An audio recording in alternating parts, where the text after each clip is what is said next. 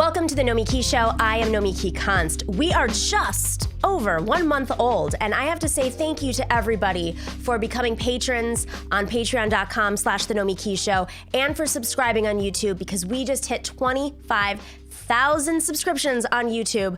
I can't believe it. Clearly, there's a need for content, for information about what's happening in this primary cycle, for deeper dives on the establishment, and I'm just so grateful on behalf of the entire show to you.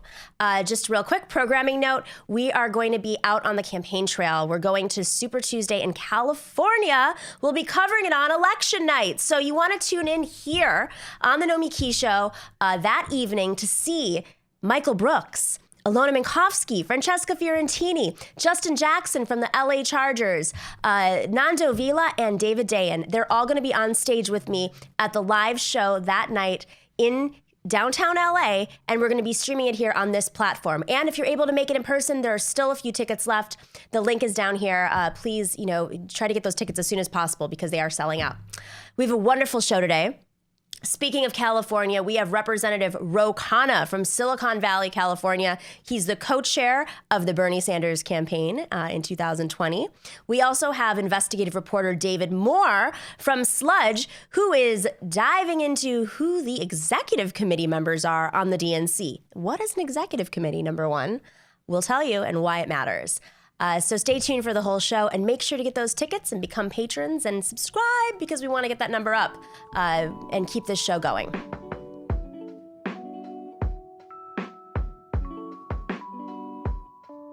I was really frustrated this week. Last week, if you tuned in, I had to have a tough talk with Elizabeth Warren. I didn't want to have that talk. Sorry, Liz and Liz Warren's supporters, but the time has come to have conversations with people who are supposed to be our allies. Well, this week, I grew even more frustrated because if you are an avid Twitterer, like I am, you probably follow some of the centrist accounts who push out smears against the left and against left surrogates, against Bernie Sanders, against organizers and activists. Of course, the most famous one, I would say, is Neera Tanden. She has pushed out repeatedly over the last few years that the Bernie Sanders campaign had secret agendas to change the rules of the Democratic primary process. As a refresher, I was a member of the Unity Reform Commission. It came out of the convention in 2016. It was a compromise because going into that convention, unlike this year, you had Bernie Sanders and Hillary Clinton very close in their pledged delegate number. It wasn't until California in June of 2016, right before California, the Associated Press called the election for Hillary Clinton, partly because they were factoring in superdelegates. Now, based on the rules of that time and today, superdelegates were not to be factored in until the second ballot of a contested convention. But because Hillary Clinton had not gotten the set number of pledged delegates, we were likely going into a contested convention. And so Bernie Sanders said, I will release our delegates to you, Secretary Clinton, but let's do a commission to reform this primary process. Now, commissions are not unusual. They happen right after the Hillary Obama election. There was a commission called the Hunt Commission that established superdelegates in the early 80s.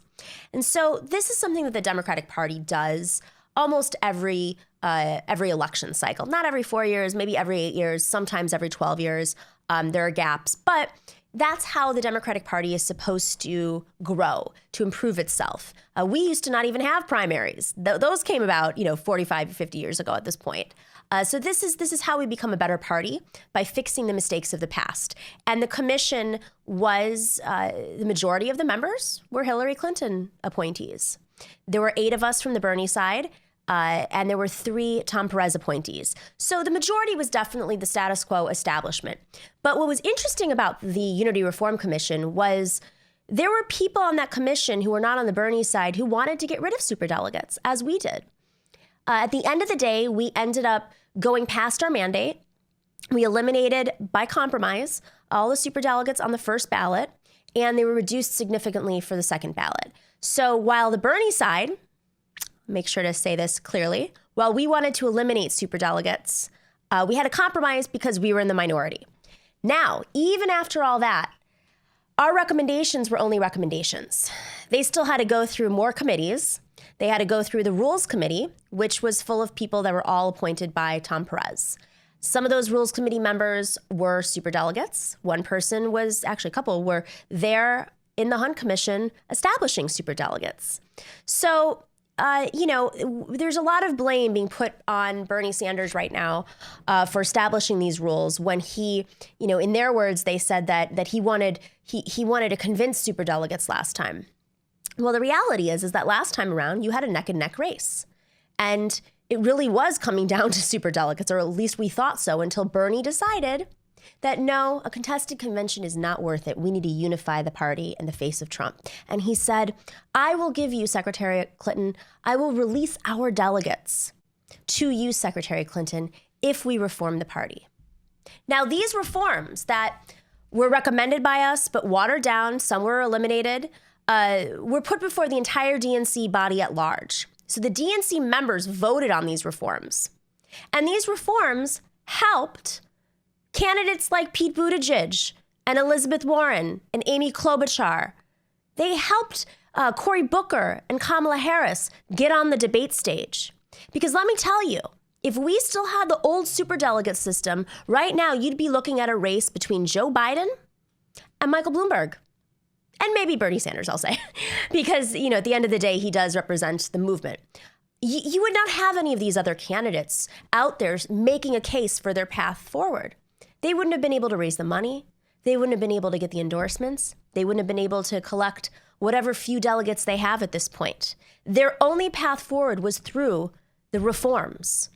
And so they should be grateful that there was a commission set up that tried to reform the party. I'm not happy that the reforms were watered down in the Rules Committee, but I will say, we did what we could while being in the minority. But you wouldn't know that because Elizabeth Warren the other day said that Bernie Sanders wrote these rules in the Platform Committee. Okay, well, that's false. The Platform Committee is something completely different, and it happened 3 years before at the convention. So, my question number one would be to Elizabeth Warren, if your entire case for moving forward is dependent on getting superdelegates, you think you'd understand the rules. Why don't you understand the rules? My second question for her is she's saying that she's the unity candidate. Well, if you're the unity candidate and you only have 8 delegates right now, and your entire path forward is based on a contested convention that's very unlikely to happen, and then next to be able to gather all of the delegates from all of the other candidates and all of the superdelegates, that doesn't seem very unifying. That seems like a very intentional strategy to divide the party and to weaken Bernie Sanders, who is at this point, 538 says 85% chance right now. I say he's 92% chance of being our nominee, only, factoring in some sort of crazy situation. But as of right now, the stock market is doing weaker than it's done since 2008 when the economy collapsed. Some of that is because of the coronavirus. And we're hearing today that the coronavirus, that you're likely to have prescriptions that are going to be thousands of dollars. And at the same time, Bernie Sanders is talking about Medicare for all and the need to reduce and eliminate prescription drug prices. And he's talking about funding the CDC while the president has completely zapped the CDC of its funding and its infrastructure. We might possibly face an epidemic, and the economy is crashing, the economy that Donald Trump is running on. But no. The Democrats right now that are still in this race are being convinced, probably by their consultants who are being convinced by, Cap and, Neera Tanden and who knows who else, that it's important for them to stay in the race. But they don't have a path forward. So I think we need to start acting like winners and ignoring the press and the divisiveness. At the end of the day, I want to know, what is Elizabeth Warren's path forward? If it is only dependent on getting the nomination on the second ballot, even if we get to the second ballot, the chances of her being that candidate and getting every single delegate and superdelegate that is not Bernie Sanders delegates is about 2%. So why are you doing this? And my thought is she's doing this because she thinks that Joe Biden is going to be the nominee and she wants to be on that ticket. I want to know why she's not criticizing Joe Biden. I want to know why she's criticizing Bernie Sanders. Now, I think the same things of Pete and Amy Klobuchar, but they're not saying they're progressive, or at least not now. I am concerned because Elizabeth Warren is supposed to be our ally. And I think a lot of people thought she'd be a great vice presidential pick for Bernie Sanders. But as of right now, she is only doing harm to Bernie Sanders, who is likely to be our nominee. And if people like Al Sharpton and Nancy Pelosi, who needs to keep her house together and keep those Democrats in the House, if they realize that Bernie Sanders is likely to be the candidate, then we need to get on board, because the sooner we can start campaigning against Trump, the sooner we can win.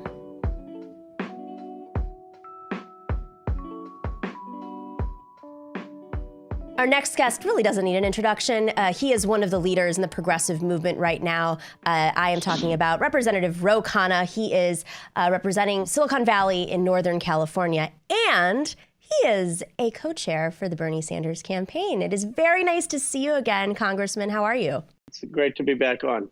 So you are getting a lot of work done in Congress now that you finally, now that there's a majority in Congress. It must be very different from the last time we spoke. Much better. So, you know, one of the areas that I think many have come to know you on is you've been very tough on Silicon Valley, even though it is your district, and foreign policy. Can you just give us a quick little rundown on what we're looking forward to in terms of taking on these monopolies specifically, coming out of your district in Silicon Valley? What are the areas you're working on right now for those of you who may not be familiar with your work? Well, I appreciate it. I started the antitrust caucus, and we have to be much more vigilant about these mergers and acquisitions. I mean, Facebook's acquisition of WhatsApp and Instagram should never have been approved. Right. We really need to be much more cautious and reviewing mergers and acquisitions going forward. And we need to have a platform of anti-competitive platform doctrine where companies shouldn't be able to privilege their own platform to be anti-competitive. In other words, Amazon shouldn't be able to have its own products come up first in search results. Should be able to privilege your own platform in promoting your own product. So those of us in the House have been working on those kind of laws to change our antitrust law. It's interesting because I was listening to an interview recently, and they were talking about how Mark Zuckerberg himself just made these decisions internally, didn't go to his board, didn't even ask people who were working right under him to make some of these very large purchases like WhatsApp and Instagram, which of course comes with a significant amount of data. So, the privacy aspect is coming up a lot right now. How much do you feel Congress, your colleagues really understand the significance of rolling through some sort of regulations because this is happening so quickly, and really sometimes it comes down to one CEO who sees an opportunity? Well, I think we need to really get up to speed. I mean, data is the new oil, and the amount of data these companies have is a huge competitive advantage, and it puts people's sovereignty at risk. Ultimately, human beings should have sovereignty over technology, not the other way around. And so we need human-centered regulations that protect individual identity so that your data isn't used in exploitive purposes or in manipulative purposes. I mean, you don't want to be giving over data to a tech company that's handing it over to the Trump campaign to end up hurting the political goals that you want to see achieved. I mean, that's a misuse of your information. And so I have proposed an Internet Bill of Rights that really goes into detail, into the nuance of these things, to protect individuals' data from being exploited, to protect individuals' ability to delete information online, and really restore the individual autonomy, sovereignty over technology. One of the other areas you've recently introduced in a national apprenticeship program. These are pretty bold action items, and it's refreshing. It's extremely refreshing to hear of a lawmaker understanding how dangerous big data is and keeping up with what's happening in this fast-moving technological space. But there's also this other aspect of the jobs situation changing for America. I mean, you see, on one hand, there's automation and there's the fear of automation. On the other hand, there's a workforce that is not prepared. And I think the idea of the apprenticeship program, while it's not a new idea, apprenticeship, it is really, your form of the apprenticeship program is different. And so could you explain it a little bit to our audience? Sure. It's a grant to community colleges that would allow people to have skills in whatever trade, whatever technology that they needed, and then get a job. And the idea is that, look, 2/3 of people who graduate don't go to a 4-year college. And many of these people, we don't have a pathway for how they're going to be employed and how they're going to get a good paying job, not just a good paying job, but something that'll have a career. And what this is saying is you could go for a 2-year program at any community college with the private sector, with someone who's going to employ you, and the employer would pay for part of it, and the government would pay for part of it, so that you could get that education and then also have a job with it. And so it's a complement to the sort of proposal of a free 4-year public college, which I support, and free trade school. Let's also make it possible for people who want to do apprenticeships, who want to work and study at the same time. What's the pushback right now? How is this not getting through? It seems like it's a bipartisan issue, no? It's fairly bipartisan. I mean, at least it spans the spectrum of the Democratic caucus more. The pushback is the cost, and this cost is not, it's about $8-10 billion, but the pushback is the cost. And of course, we're spending all of this money on defense increases, all of this money on the wars overseas. And what do you think's a better investment, to do that or to educate our young people and give them economic opportunity? Right, exactly. And this is, of course, something that Donald Trump himself ran on in 2016. Yeah, ironically, he's done nothing. Exactly. I mean, you would have thought, a person who was on The Apprentice, who made his whole life based on that. You think he'd be for this? Literally, he's off brand. Exactly. And I bet you they weren't paid on The Apprentice either. So yeah, exactly. Let's move to the election a bit, because you're the national co-chair of the Bernie Sanders campaign. This is the moment right now. We are moving into Super Tuesday. Your state, California. How is it feeling? Do you feel like we're going to take this? We're going to win California. We're going to win California decisively. But we have to be, it's going to be a long race. I mean, especially if Biden wins South Carolina, and I think we're going to overperform there. But, he has a lot of advantages, especially with Clyburn and all the endorsements. So it's going to be a long race. I mean, South Carolina is one state, right? Bernie has taken 3 states. He's polling in the lead in Texas right now, which who knew was even on the map, a few months ago. California as well, and many other states, and might possibly do very well in Massachusetts and Elizabeth Warren's own state. So after Super Tuesday, I mean, if Bernie Sanders is coming in with a plurality, you're a superdelegate, right? I guess I am. I guess you are. Am. You didn't get the memo. They didn't poll you at the New York Times, did they? I guess, they're not going to talk to me if I get to stop Bernie Sanders, I guess, is not the question they're going to be asking Bernie's co-chair. Exactly. Excuse me. You got me laughing and I started choking.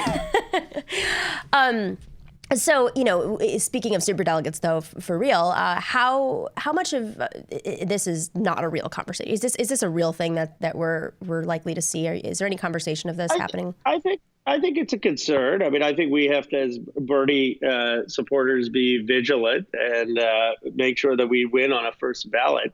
And that means that we have to work to build that majority. I mean, if we're at 1,600, 1,700 votes, then we have to figure out how do we build a coalition. My hope is that, we could get some of the Senator Warren and that she would have an extraordinary role in any future administration and progressive movement. But I think we're going to have to work to build a coalition to win this on a first ballot. I don't think we want to risk this going to a second ballot. The primary is one thing, and the working class message seems to be doing very well in many states across demographics. I mean, the numbers that we saw coming out of of Nevada of Republicans supporting Bernie Sanders' ideas and young people, and you had white people and black people and Latinos all coming together for his message. But that might be working to get a plurality, possibly, right? Before the convention, and whether he gets the plurality or hits the 1991 mark is one thing. But moving forward against Donald Trump, how do you see Senator Sanders, or really just the Democrats in general, a unified Democratic Party defeating the MAGA message, the working class ideas that Donald Trump supposedly represents, that he's going to be campaigning on again? Well, I think pointing out the facts that people in manufacturing is down. People in rural America still aren't doing well. In minority communities aren't doing well. The jobs have been concentrated in certain areas and with certain people, but the middle class is still hurting. I mean, people still have huge bills for education, for healthcare, for childcare, and their incomes haven't gone up nearly fast enough. And there are still many places of economic that are hurting economically, and that we actually have real plans to help people in these communities left behind. It's not just cutting taxes and helping the very rich corporations. We have a different governing philosophy. Mm-hmm. How do you respond to what it seems like the Trump administration is already testing on some of these shows? He has CEOs going on air and saying the economy's never been better. Of course, the stock market. It's an odd time to be doing it this week. Yeah, I was just going to say, of course, the stock market just dropped. So, but this is the message they've had up until today. And of course, sure, you can support Bernie Sanders, but your taxes are going to go up, and this is not going to help working people. I mean, what is the right message if we want to go out there in our communities and talk to former Trump voters? What do you think is the right way to respond to that? I think the right way to respond is to ask them first, are you feeling economically more secure? I mean, do you still feel that you have huge healthcare bills? Do you still feel your kids' college education or trade school education is costing too much? Have you seen new jobs come into your communities? Right. And if the answer is no, say that's because this trickle-down economic approach that Trump has tried, which is tax cuts for the rich corporations, that doesn't really help small-town communities. It doesn't help minority communities. It doesn't help places in the heartland or the Midwest, where what it's helping is New York City, perhaps, is Wall Street, Silicon Valley, but it's not helping you. And what we want to do is directly have this investment help improve your life and give us a chance to do that. It's interesting because this pro-business idea has been whether it's Andy Pudzer or anybody, frankly, in the Trump administration, it's been the brand of Trump. But Silicon Valley, on the other hand, has been, at least in recent history, lining up with the Democratic Party. Is Silicon Valley scared of Bernie Sanders, and do you see them possibly leaving the Democratic Party and going to Trump? No, I don't. I mean, first of all, the workers in Silicon Valley are much different necessarily than the high-profile tech executives. I mean, right. And I'm not just talking about the bus drivers and the janitorial worker and the food service workers and the security guards, all of whom make Silicon Valley work. I'm also talking about a lot of everyday engineers. I mean, There are Apple affinity groups for Bernie Sanders and Google affinity groups. So when you get to the very high executives, sure, some of them are probably going to vote for anyone but Bernie Sanders, but even they will come around, I think, in a Bernie Sanders versus Donald Trump election, partly just on issues of immigration and foreign policy. I mean, and climate change. I mean, so many of the companies are founded by immigrants or the son or daughters of immigrants that they would not be able to support someone like Donald Trump. So even the leaders, I think, will ultimately get behind Bernie Sanders. All right. Last question, just because we have to ask it, unfortunately. What do you think about Bloomberg's chances at this point? Well, I think Elizabeth Warren actually did a huge favor where she took Bloomberg out in 2 debates. I mean, I give her a lot of credit. I mean, she really destroyed him in those 2 debates. And I'd be shocked if he is still in contention. I think she ended his candidacy. Now, is he going to win a state here or there and collect some delegates? Sure. But an awfully expensive project to spend $500 million to do that. Something tells me he's going to be fine. he did make money while he was mayor. Something tells me he's going to be making money while he's running for president as well. You know, they have, I don't even, off the backs of workers and algorithms is, I think, the way that I look at it now. Well, I think it's more his pride that, I mean, the idea that, you know, one of the things I found odd is he said, "Oh, I've been training for this job since 2001." I said, "Who thinks? I mean, you think Bernie Sanders in 2001 was like, I'm preparing to be president in 2020, or Elizabeth Warren? Elizabeth Warren was teaching my brother contract class at the law school. I mean, she wasn't like preparing to be president. I thought that was so odd, because even if you were, why would you admit it? I mean, just showed how much of how tone deaf he was. Also, he was a Republican, so he was training when he was at the Republican convention in 2004 to be the Democratic nominee. It's interesting.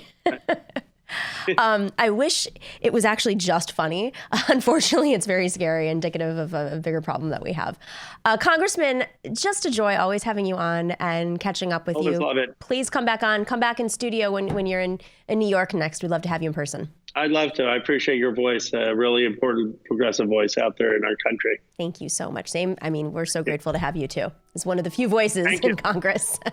Thank you so much.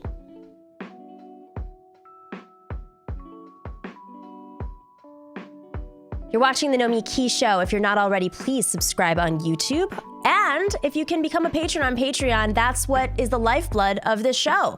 We wouldn't be able to produce anything if it weren't for our patrons. So please go to patreon.com/The Nomiki Show. Super Tuesday is coming up just in a couple of days. If you are going to be in the Los Angeles area and can be in the Los Angeles area, we have an amazing show. We are going head to head with cable news. The bias at cable news, we're taking it on. And we're doing it in front of an audience with several leftist hosts. We have Michael Brooks, we have Nando Villa, Francesca Fiorentini. She just did an amazing special on MSNBC. They let her on, and she talked about Medicare for All. She toured the country. She's going to be on talking about that work. We have David Dayen from The Intercept, Lucy Flores, who's just been a friend of the movement for so long, and she's going to be explaining why she thinks Warren can win. We need that opposition, right? And we have Alona Minkowski, who you know from the Majority Report / Michael Brooks universe. Speaking of Michael Brooks is going to be flying out to Los Angeles, joining us on stage. You can get your tickets at bit.ly/LA Super Tues. The link is in the information box.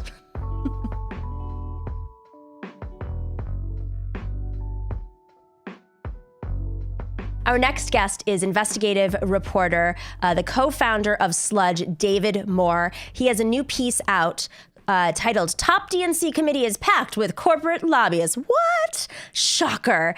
He's going to explain to us a little bit about what's happening at the DNC, who's got so much control of his primary process, and why they're so dangerous. David, welcome to the show, and thank you for doing this very detailed work that nobody has wanted to do, and I'm just so happy to have you on. Thank you so much. I'm excited to speak to everyone. So what was the inspiration behind going into the membership and the committee structures of the DNC?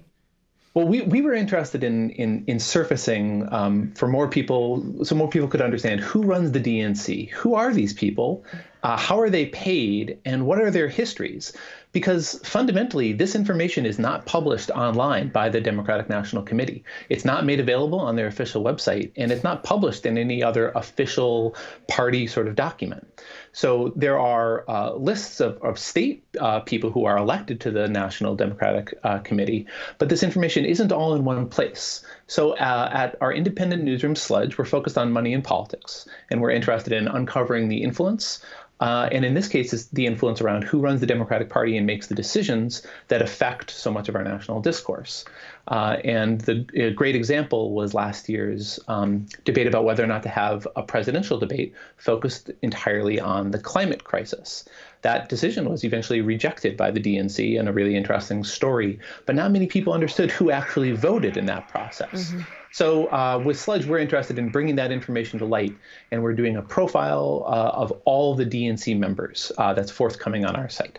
This is great work. Just for those of you who are watching right now and you're curious about the background noise, David is at a live event, and we're very gracious that you've taken time to jump on with us, because this is such an important story, and the work you've done is great. I covered the DNC chair's race in 2017 and subsequently was on one of these crazy committees, the Unity Reform Commission, and kind of went head to head with a lot of the people that you mentioned in here. And they do have tremendous power in certain situations, and then they're sort of dormant otherwise. And it took me, as a reporter who actually used to be a DNC member, it took me many years to sort of figure out when and how they move these levers and why people don't seem to know much about it. So just from the start, can you describe what the executive committee is and why it matters?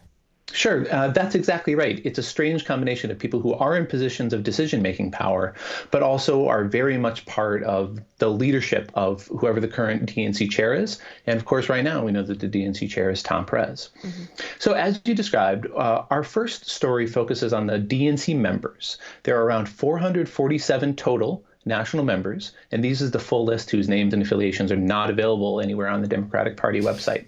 Of these 447, 75 of them are appointed at large through a process that gets a little detailed, but I can explain a little bit more. And at large means, just sorry to pause, but at large is essentially to make sure that there's gender and racial balance, correct? Yes, and sexual orientation. Through a number of party leaders that the DNC chair sees fit to put forward, generally, who are then often nominated and approved in a slate, which means that they're often in practice effectively appointed by the DNC chair, in this case, Tom Perez. The 447 DNC members also include party officers, who you can think of them as almost party staff. Often, many of them include the treasurer and the counselor and vice chairs and others. And then they come from all 50 state parties, as well as other geographic areas, such as Guam and Puerto Rico and plenty of others. Here's what's interesting that we found about these DNC members that our story was first to report. People have a general sense that under Tom Perez, the Democratic Party leadership is tilted to the more corporate wing. Of course, he beat out then progressive, his challenger, then Representative Keith Ellison, for the DNC race in early 2017, as some of your viewers might know.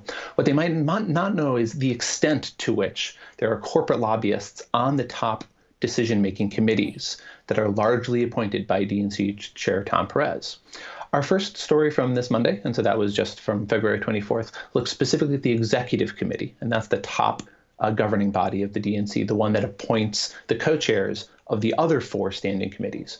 And we found that 1 in 3 members of the 47-member executive committee had backgrounds in advancing corporate interests. So this number, that 17 members were figures of interest with backgrounds in corporate lobbying, consulting, had not previously been known because the Democratic National Committee does not make it publicly available the details of the executive committee. But on this very top committee, the one that is has so much interactions with the other 4 committees and with their chairs, our investigation found that 13 members are lobbyists, corporate consultants, or corporate lawyers, that 3 had been previously corporate lobbyists or consultants in the past 6 years, and 1 more is a state party chair who had been a corporate lobbyist in the past. So the extent to which Tom Perez's executive committee is composed of corporate lobbyists and consultants had not previously perhaps been published in the news to the extent that we put up on Sludge. And some of these people, I'm looking through the list right now. So some of them are elected. Michael Blake, for instance, who is an assemblyman from New York. He's running for Congress in Jose Serrano's district because he's stepping down in the Bronx. Michael Blake, for instance, ran as a vice chair and he won. And it was the vice chair situation is complicated too because there's all these gender balances, and so there's a weird method behind that. So okay, he's a lawmaker. Fair enough. Even his corporate ties are but some people just. I don't even know if some of these people even live in their districts, or they have very long history, a long history of Democratic Party involvement. But I'm looking at someone like Tonio Burgos because he's the top. I also know who he is. This is somebody who was an he's representing New Jersey, right? he was a former advisor to Mario Cuomo. And for the nerds out there who read the book on Andrew Cuomo, the biography on Andrew Cuomo, I highly suggest reading it.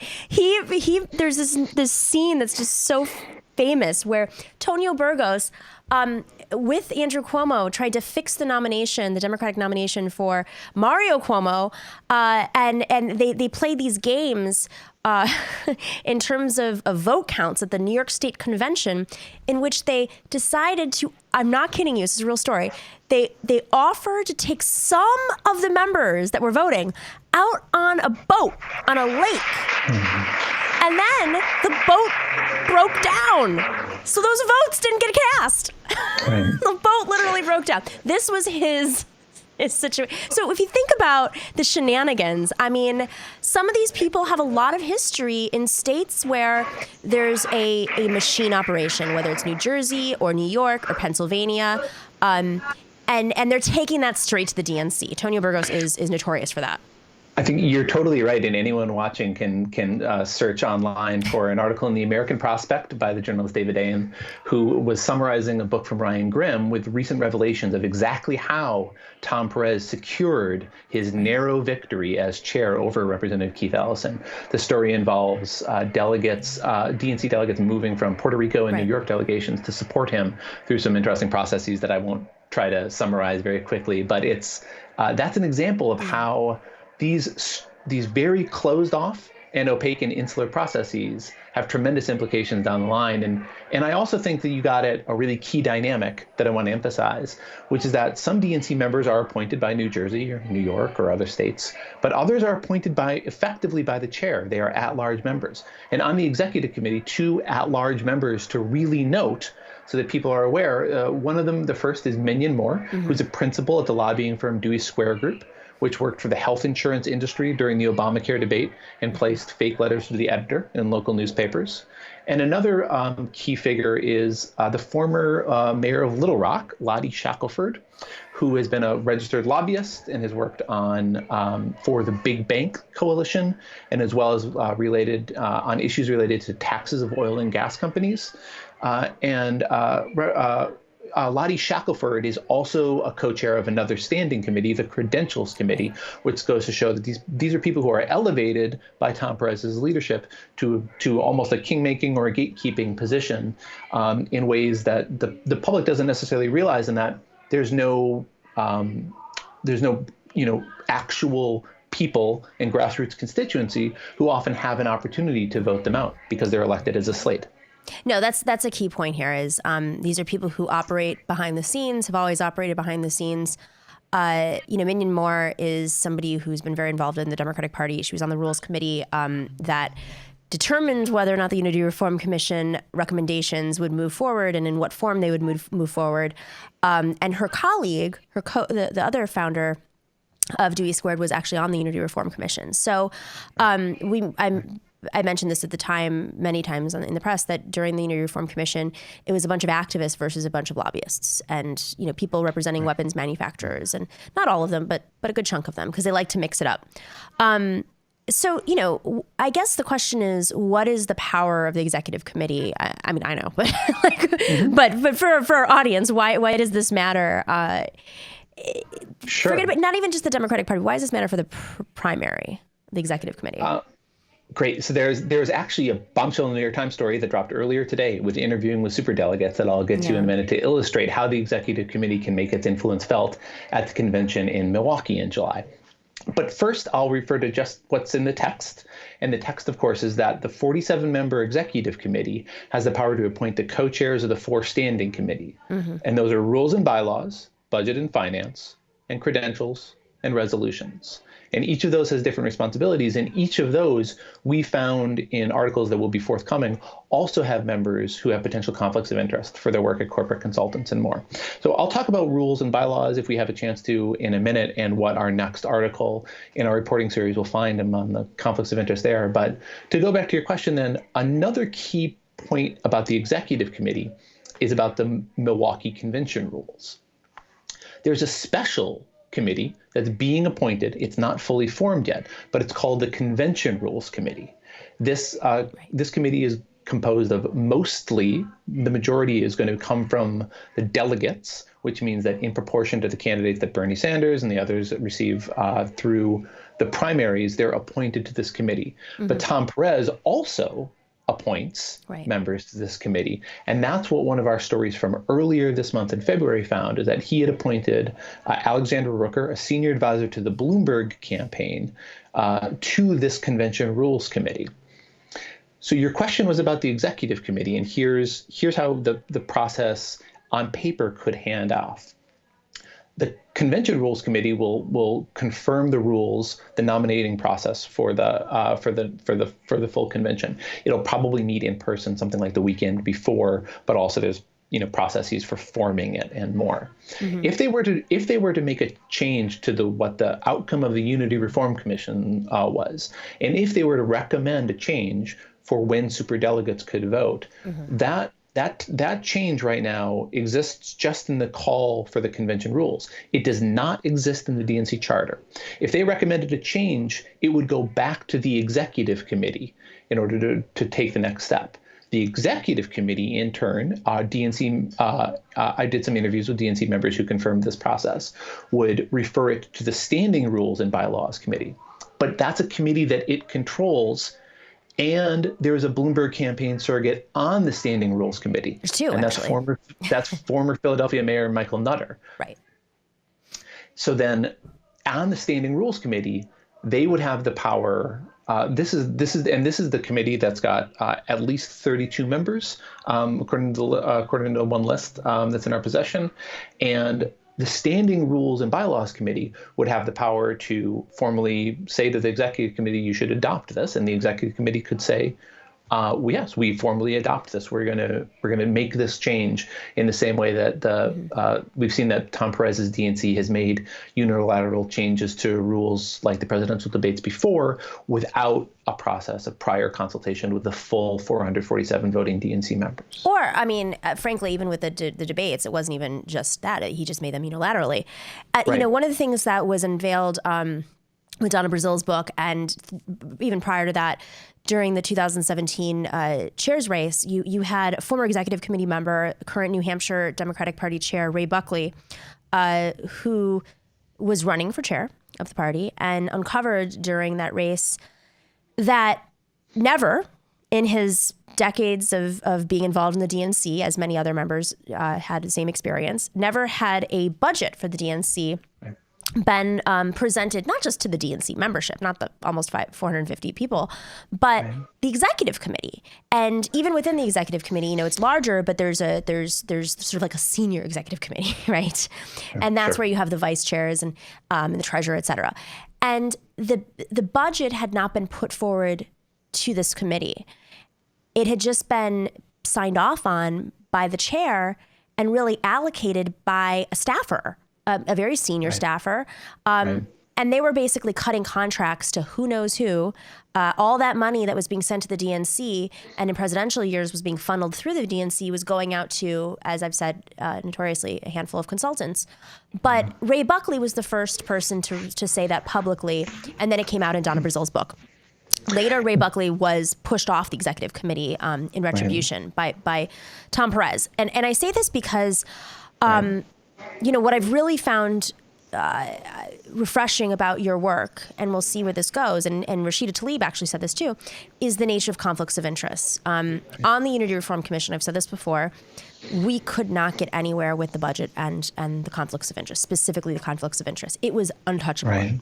Everyone was focused on superdelegates, but they weren't focused on the budget because that's where the money is made.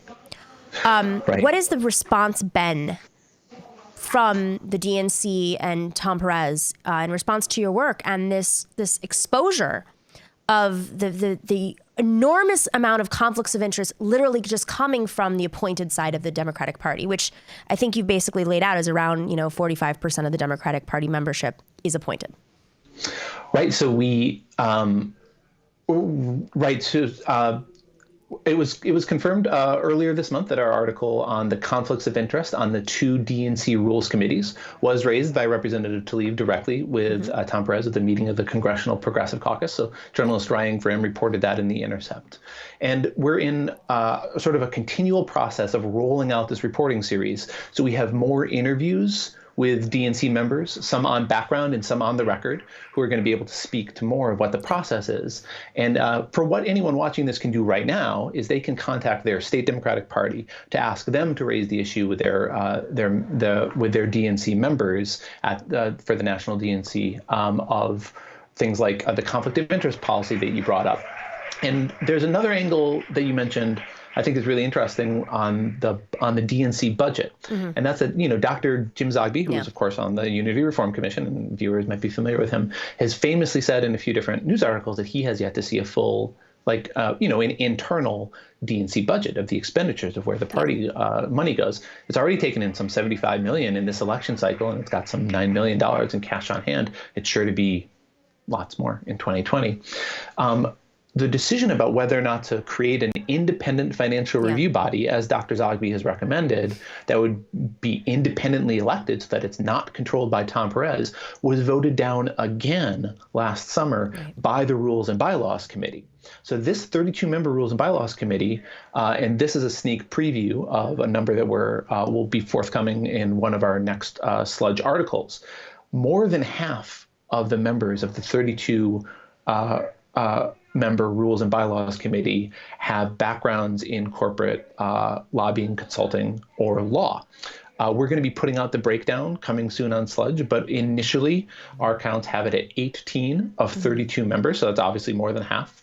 And that's 3 current campaign surrogates for other candidates, 3 lobbyists for corporations, 3 former lobbyists for corporations, 6 consultants with active corporate lobbying practices, and 2 corporate lawyers are currently on the Rules and Bylaws Committee. So it makes they together have the votes to vote down the proposal for an independent financial review body that gets into the finances.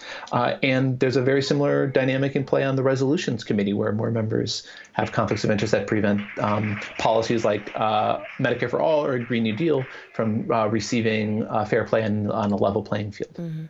That was, the conflicts of interest proposal. I was on obviously I was on the Unity Reform Commission with Dr. Zogby, but the two of us were on the Party Reform Committee. It was a very small committee because it was a small commission.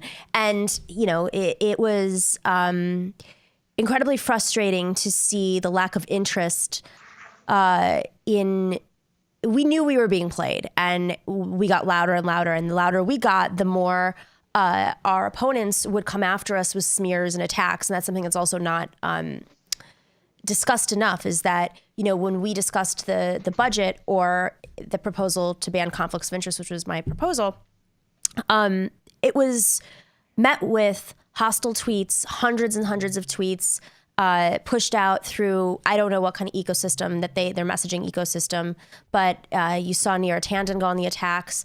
And then I actually got a threat and went to the DNC and said, this has got to stop. We know this is coordinated. It's very easy to figure out it's coordinated. And then it stopped. But I say this because we didn't get attacked for trying to end superdelegates. We didn't get attacked for some of the other reforms, like opening up, making the caucuses more democratic, or opening up primaries. We got attacked when we went to the source of the money. And I think this is something we try to reiterate on the show, which is you should always follow the money and question the motives of why people are staying in the race, and why, is it consultants that are making money off that campaign? Maybe, or maybe it's something else. But why is it that there's pushback? And sometimes, the same day that, I think this speaks to your work, the same day that the app debacle happened in Iowa was the same day that these stories started to spin in reaction to Bernie being a bro,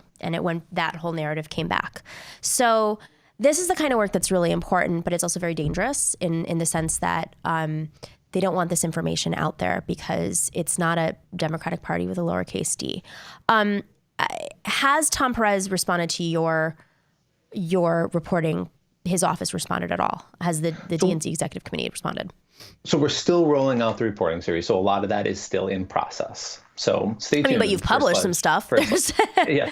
So the first stories are up. Yes. Yeah. And we're still continuing to roll out stories, and we're interested in hearing directly from the DNC about questions like the conflict of interest policy, because when it comes to a nonprofit or a for-profit corporation, there are standards. Like the IRS, for example, has a standard on a conflict of interest policy, and that's a recusal when a member has a financial interest.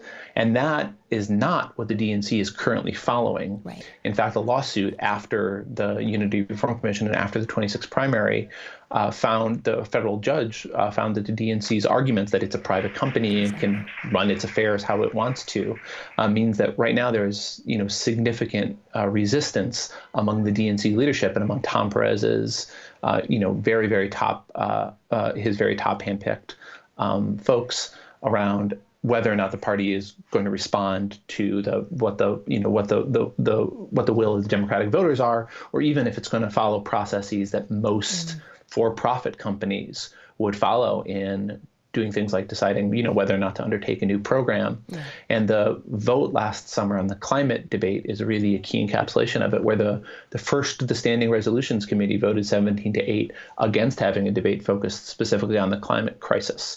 And then that decision went to the entire DNC membership, which agreed by a majority to ratify what that decision was. And this meant that even though the grassroots and the candidates were significantly interested in having one presidential debate focused on climate, that path wasn't available to be effectively raised in the current DNC.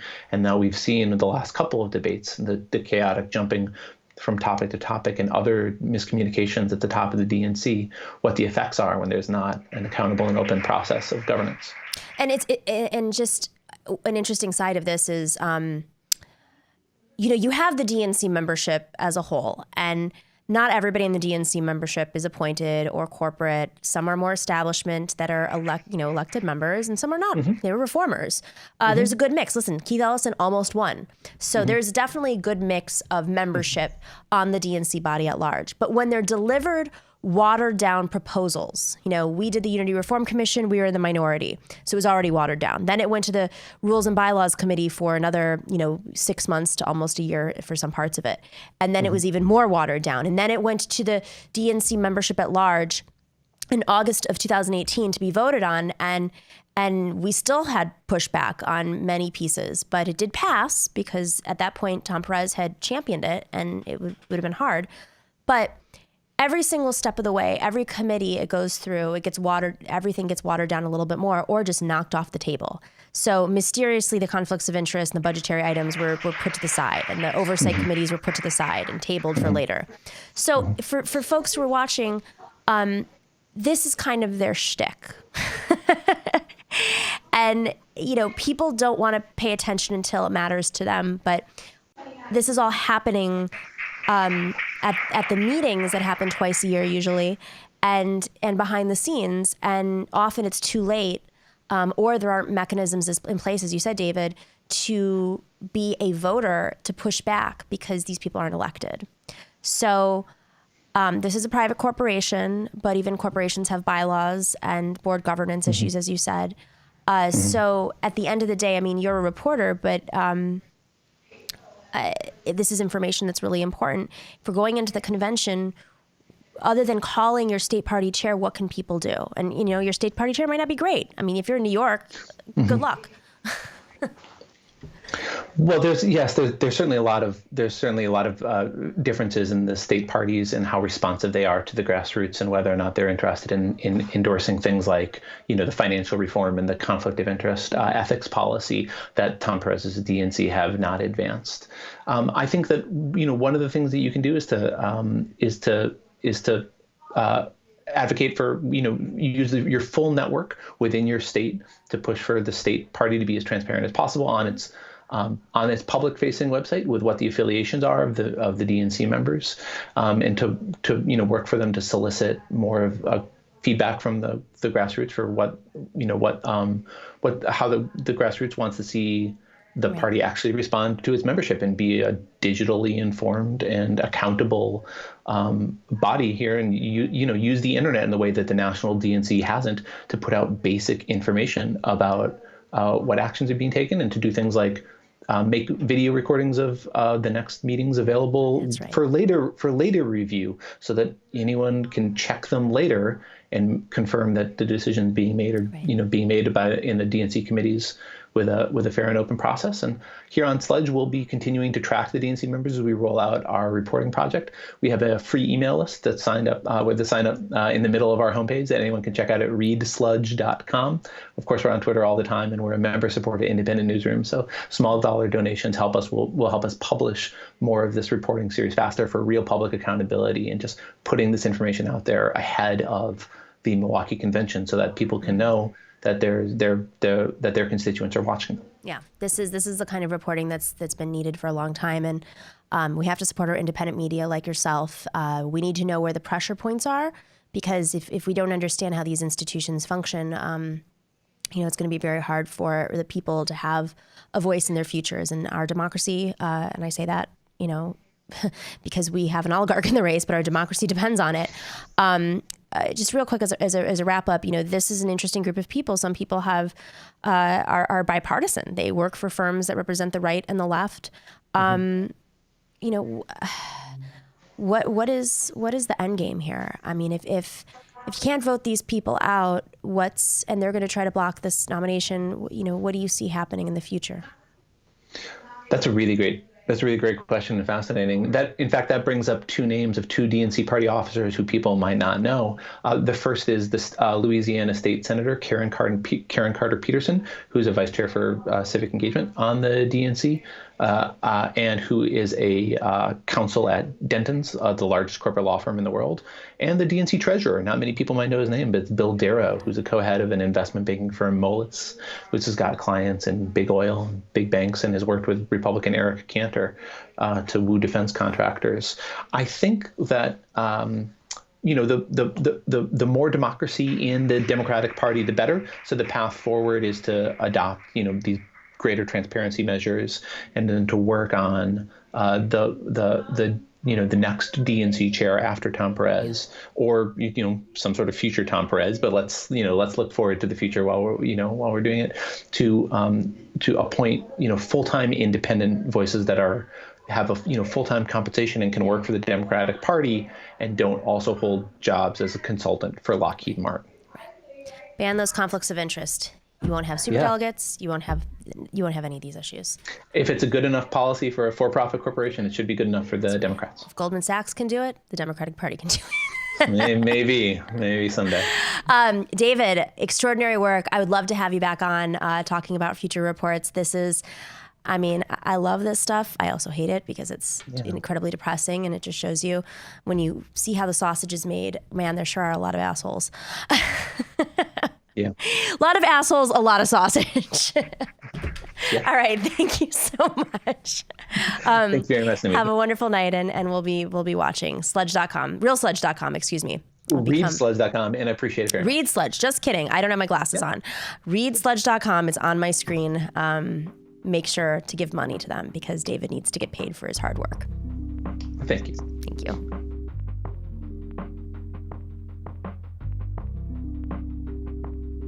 Thank you to our guests, Congressman Ro Khanna and David Moore of readsludge.com at Sludge Media. If you haven't already, please buy your tickets for our LA Live show. We are challenging corporate media. We're challenging cable news and their bias, and doing a live show, and we're streaming it here on the Nomiki Show. So make sure to mark your calendars if you can't make it in person.